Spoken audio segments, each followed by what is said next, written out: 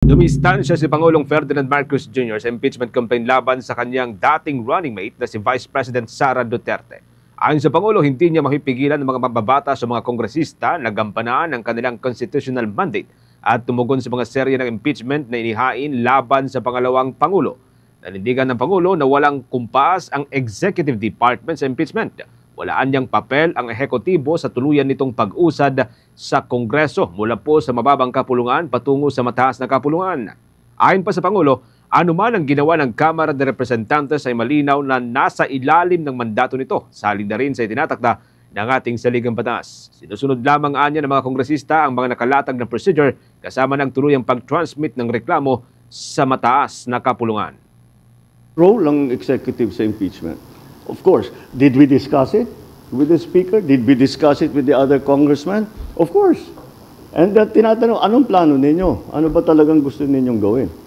And that's it. Well, nandito na ito. Hindi na namin maiwasan. You give me too much credit.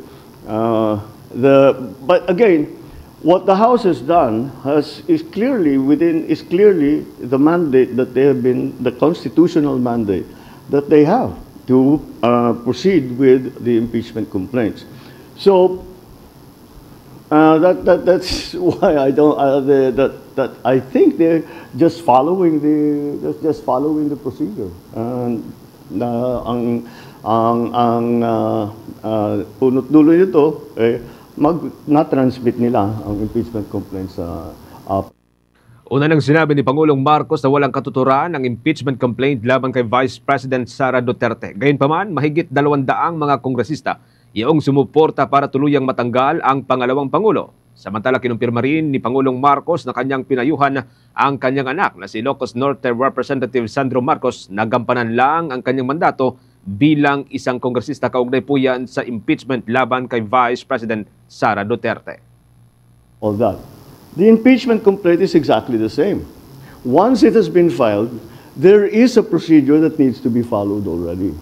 So sabi ko, andyan na tayo, sabi ko kay Kong Sandro, sabi ko sa kanya, the process has already begun.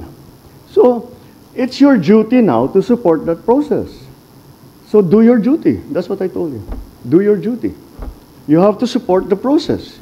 You are constitutionally mandated to carry out that process. And you are a congressman, so do your duty. That's what I told him. I didn't know you'd be the first to sign, though. Lagi po yan ng pahayag pa rin mga kamumo ni Pangulong Ferdinand Marcos Jr.